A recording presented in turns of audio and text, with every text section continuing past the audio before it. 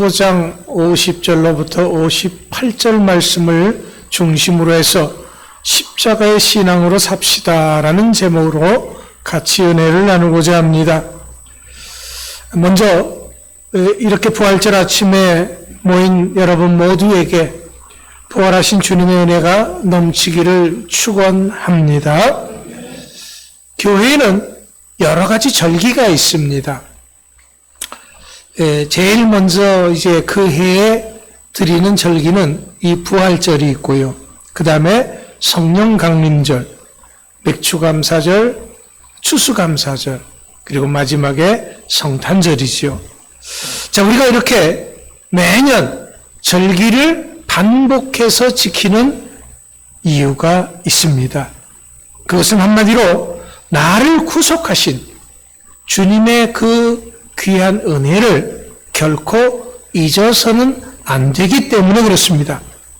왜냐하면 사람은요, 잘 잊고 태만해지긴 쉬운 존재입니다. 또한 우리들의 신앙은 계속해서 자극하지 않으면 저절로 지켜지지 않습니다. 저절로 가만히 두어도 성장하고 성숙하고 그런 것은 아닙니다. 오히려 정체되거나 퇴보합니다. 그래서 절기를 제정하고 지키는 것입니다. 그 날을 통해서 그 날의 의미를 잊지 말고 늘 깨어 기도하고 감사하는 그러한 사람이 되라고 말입니다. 그렇기 때문에 이 절기는 그냥 형식적으로 지나가는 어떤 국가의 기념일과 같이 되어서는 안 되는 것입니다. 우리가 달력에 보면은요, 국가의 기념일들이 많이 있습니다. 근데 우리가 잘 아는 그런 기념일들, 뭐 광복절이라든가 아니면 뭐 다른 어떤 제헌절, 뭐 제천절, 뭐 그런 날들은 그래도 한글날이다 그런 날들은 큰 날들은 기억을 합니다. 그런데 무슨 날 엄청 많이 있습니다. 물론 공휴일로 지정되지 않는 날입니다. 그러나 분명히 국가 기념일로 달력에 기록되어 있는 날들입니다. 그런 날들은 그냥 우리가 알지도 못하고 지나가는 경우가 많이 있습니다. 거기에 관련된 사람들만의 기념식을 하는 거지요. 그런 식의 우리 절기가 돼서는 안 된다라는 겁니다. 우리 교회에서 지키는 절기, 특별히 이 부활절은 우리의 신앙 회복과 성숙의 계기가 되어져야 한다라는 거지요. 자, 그렇다면 여러분들은 2023년 부활절을 어떻게 지키고 있습니까? 이 부활절을 좀 더 의미 있게 지키기 위해서 여러분들에게 40일 전서부터 우리가 부활절은 좀 이렇게 지켜봅시다 라고 광고하고 여러분들에게 수없이 메시지도 보내고 이야기를 했습니다. 근데 이제 문제는 여러분 스스로죠. 여러분들이 나는 어떻게 보냈는가? 여러분 자신들에게 한번 질문을 던져보시기 바랍니다. 무엇보다도 이 부활절은 십자가의 신앙을 회복하는 계기가 되어야 합니다. 왜냐하면 그럴 때 우리의 신앙이 역동적인 모습으로 변화될 수 있기 때문에 그렇습니다. 혹시라도 지금 우리의 신앙이 무기력하고 형식적인 것에 머물러 있다고 한다면 이 시간 말씀을 통해서 십자가의 신앙을 회복할 수 있는 여러분들이 되시기를 축원합니다. 자, 그렇다면 이런 십자가의 신앙을 회복하기 위해서 가장 먼저 할 일이 무엇일까요? 그것은 십자가의 역사성을 믿는 것입니다. 자, 분명히 2000년 전 예수님께서 십자가에 죽으셨다가 다시 살아나셨습니다. 부활하셨습니다. 이것은 인류 역사에 있어서 엄청난 전무후무한 그런 기적이었습니다. 이것을 예수님이 당신이 하나님의 아들이시고 십자가 죽음이 인간의 죄를 담당한 대속의 죽음이었음을 증명하셨습니다. 이렇게 귀한 부활이기 때문에 악한 원수 마귀는 사악한 인간들을 통해서 예수님의 십자가의 부활 사건을 어떻게 하든지 역사에서 지워버리기 위해서 온갖 수단과 방법을 다 써왔습니다. 그중 하나가 무덤에 찾아가 부활을 처음 확인한 막달라 마리아 등 여인들이 무덤을 착오한 것이라고. 예수님의 십자가의 무덤은, 예수님 묻힌 무덤은 여기라면 다른 무덤을 가가지고서는 그 무덤이 비어 있다고 이렇게 착각을 한 것이다 라고 무덤 오인설을 주장을 합니다. 그런데 분명히 여인들은 예수님이 무덤에 묻힐 때 어디에 묻혔는가 따라가서 확인을 했습니다. 예루살렘이 엄청 큰 곳이라서 무덤이 그런 무덤이 수도 없이 많아서 거기를 잊어버릴 수 있는 것은 아닙니다. 그렇기 때문에 무덤 오인설이라고 하는 것은 아무리 주장하려도 그건 주장할 수가 없는 것입니다. 또 하나는 제자들이 시체를 훔쳐다 놓고 거짓말을 한 것이라고 하는 시체 도난설을 주장을 합니다. 예수님께서 평소에 부활한다고 했으니까 그 부활을 이제 사람들에게 믿게 하려고 몰래 예수의 시체를 훔쳐다가 놓고서는 그렇게 했다.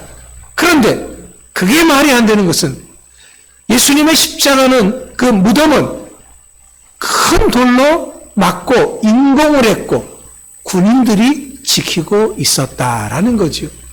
그런데 그 로마의 군인들을 어떻게 하고 그 무덤의 봉인을 뜯고 했다? 이거는 말도 안 되는 얘기다라는 거지요. 세 번째는 예수님이 물과 피를 다 쏟고 죽었다는 것은 십자가형을 집행하는 군인들이 확인을 했음에도 불구하고 예수님이 기절했다가 깨어나서 탈출한 거라고 하는 예수님의 기절설을 주장하기도 합니다. 참 허무맹랑한 얘기죠. 또 어떤 사람들은요, 제자들이 예수님을 그리워한 나머지 헛것을 본 것이라고 하는 제자들의 환각설, 단체 환각설이죠. 예. 또 어떤 사람은 원래 예수는 이 세상에 온 적도 없고 지어낸 얘기다라고 하는 신화설을 주장하기도 합니다. 하지만 이런 모든 것들은 예수님의 부활을 부정하기 위한 하나같이 허무맹랑한 주장에 틀림이 없습니다. 하긴 요즘도요, 매년 부활절만 되면 이상하게 억지 주장을 하는 사람들이 많이 나타납니다. 언젠가는 다빈치 코드라고 하는 추리 소설이 나와서 마치 신화처럼, 그렇게 실화처럼 많은 사람들을 미혹하기도 했습니다. 또 영화 타이타닉의 제작자이기도 한 카메론 감독은 다큐멘터리 영화를 제작했는데 예수의 잃어버린 무덤이라는 다큐멘터리 영화를 제작을 했습니다. 그래서 그것을 통해서 사람들을 미혹을 했는데요. 그것은 예루살렘 근처에서 예수님의 가족묘가 발견되었다라는 거예요.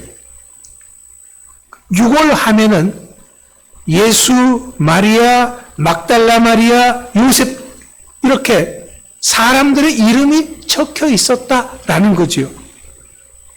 그러니까 이건 틀림없이 예수의 무덤이다라고 이야기를 하는 것입니다. 이렇게 해서라도 예수님의 십자가와 부활을 부정하려고 하는 것입니다. 하지만 이것은 자신이 아주 무식한 존재이고 다큐멘터리를 찍으면서 유대 문화 연구에 미흡했음을 스스로 증명하는 것에 불과합니다. 왜냐하면 예수님 당시 예수님이나 마리아 등 유대인들에게 있어서 이런 이름은 아주 흔한 이름이에요. 자, 우리가 구약 성경에 여호수아가 있죠. 여호수아가 예수라고 하는 거랑 똑같은 말이에요.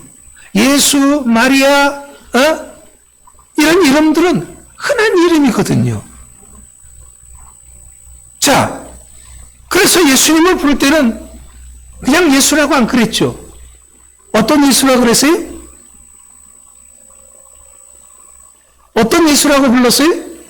나사렛 예수. 지명을 꼭 붙였잖아요. 지명. 네. 지명을 붙였으면 나사렛 예수. 유다도 가롯 유다. 가롯 지방의 유다다. 이렇게 지방을 꼭 붙여서 이름을 이렇게 불렀습니다. 그 지방의 누구다라고 하는 거죠. 또 예수님을 볼 때 예수 그리스도, 그리스도 예수. 예수가 그리스도다라고 하는 그 예수님 앞에 이렇게 수식어를 붙인다라는 거예요. 그렇기 때문에 단지 이름을 가지고서는 같은 이름이 있다고 해서 무조건 예수의 가족묘다라고 하는 이 주장은 사실 말도 안 되는 주장인 것이죠. 카메론 감독이 유대 문화 연구에 미흡했다라고 하는 것을 스스로 증명하는 것에 불과했습니다. 사실 예수님의 십자가의 부활에 대한 증거는 너무도 많습니다. 가장 중요한 것은 성경의 증거죠. 대표적으로 부활장이라고 하는 고린도전서 15장 3절로부터 8절에 이런 말씀이 있습니다.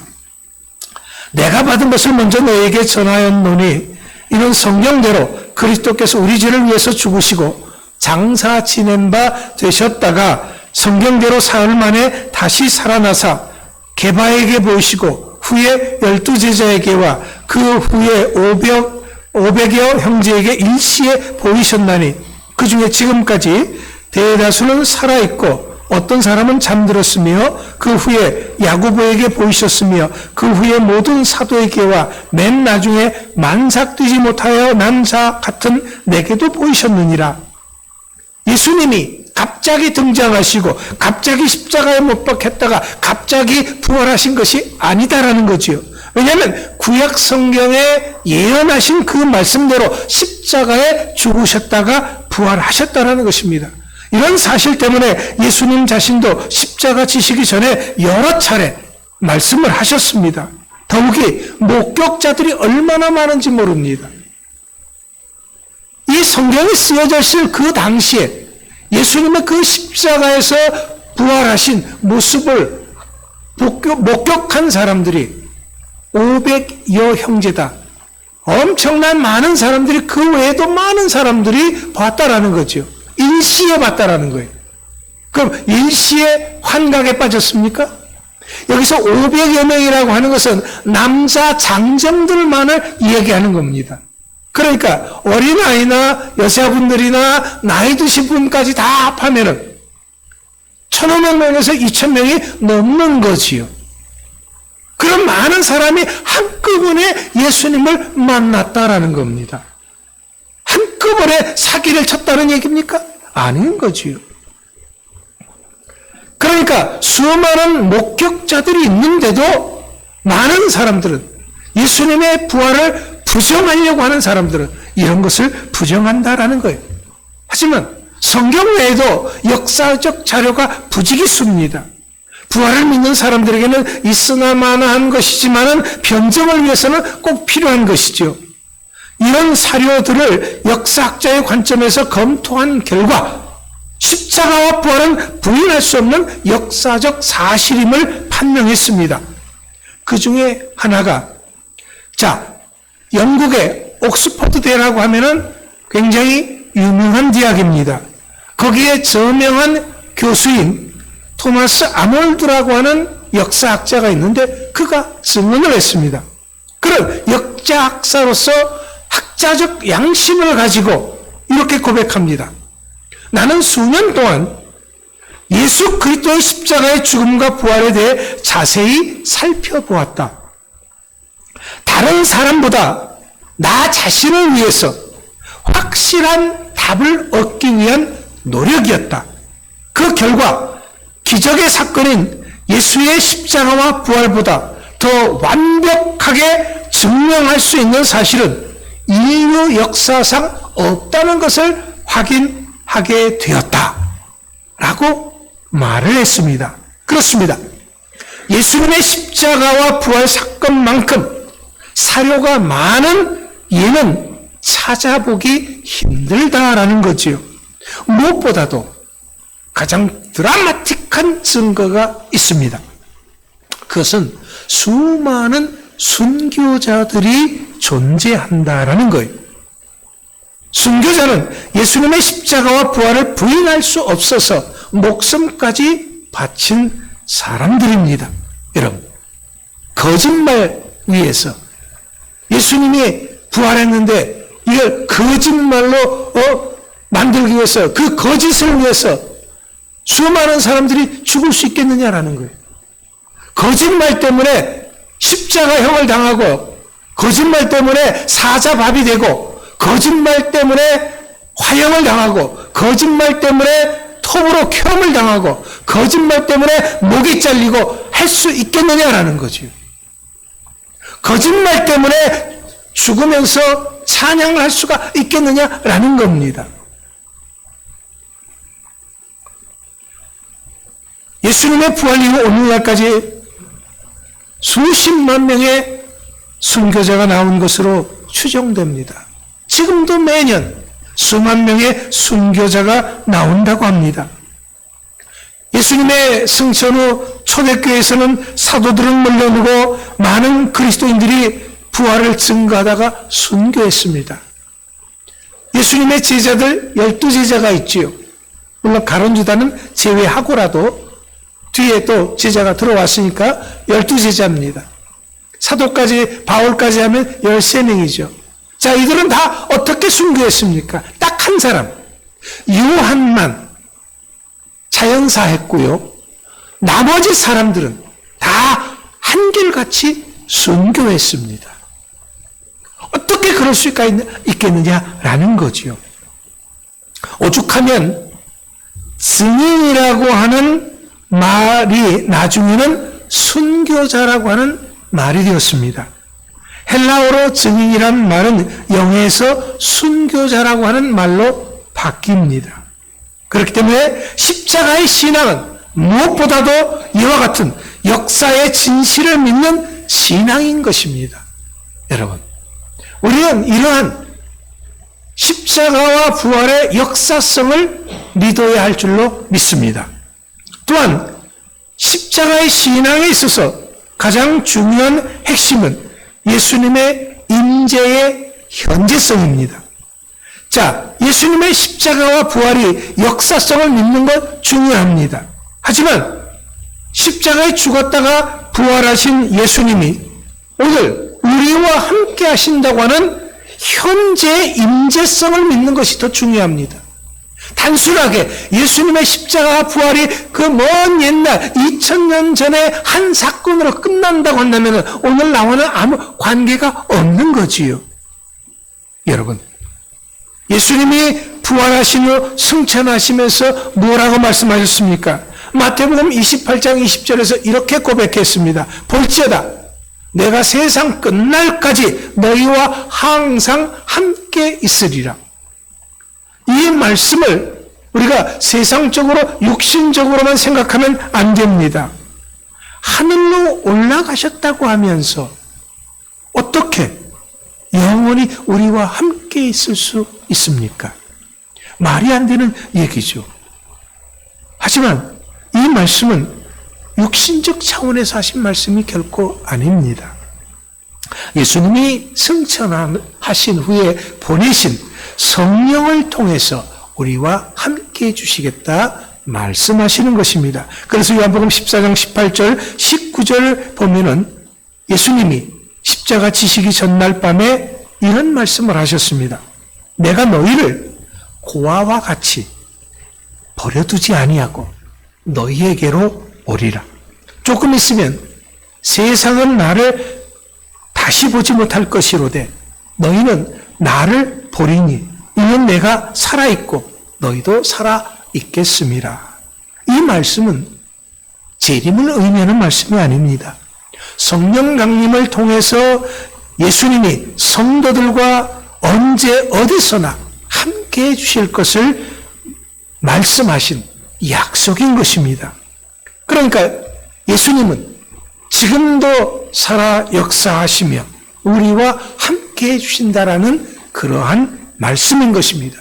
우리 삶에 우리 몸을 성전 삼고 성령님이 우리와 함께 거하신다라는 겁니다. 그래서 우리에게 은혜를 베풀어 주시고 힘과 용기를 주시고 승리하는 인생을 살아갈 수 있도록 영적인 에너지를 공급해 주시는 줄 믿으시기 바랍니다. 이 믿음으로 항상 십자가에 죽었다가 부활하신 예수님과 동행할 수 있는 여러분들 되시기 바랍니다.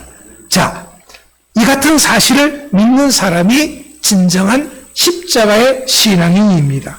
그렇다면 이런 신앙을 가진 사람은 어떻게 해야 되느냐?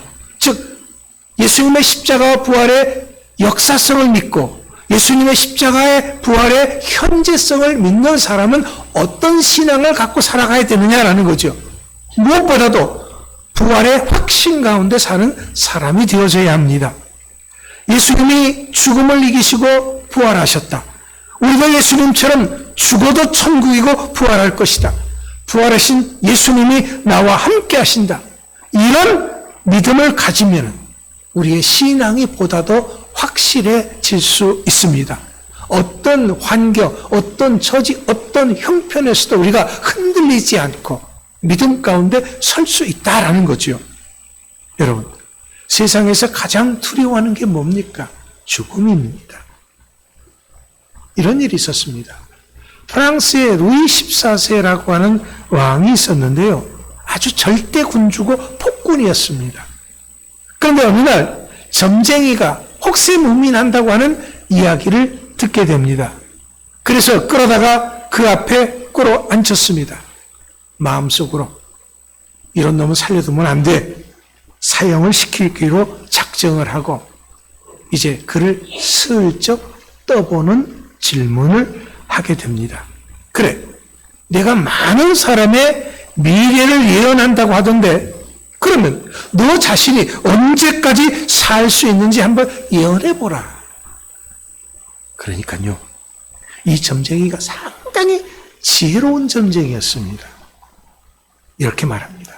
저 왕이시여, 아래옵기는 황송하오나 대왕님께서 돌아가시기 사흘 전에 제가 죽을 것 같습니다. 점쟁이가 이렇게 말을 하니까 루이 14세가 어떻게 했어요? 죽이질 못하는 거죠. 왜? 그가 죽음이 두려웠기 때문에 그렇습니다. 이처럼 죽음 앞에서는 천하장사도 왕후장상도 예외 없이 다 인간이라면 두려워합니다. 하지만 십자가의 신앙인은 결코 죽음을 두려워하지 않습니다. 여러분, 세상에서 가장 무서운 사람이 누굽니까? 너 죽고 나 죽자고 달려드는 사람이죠.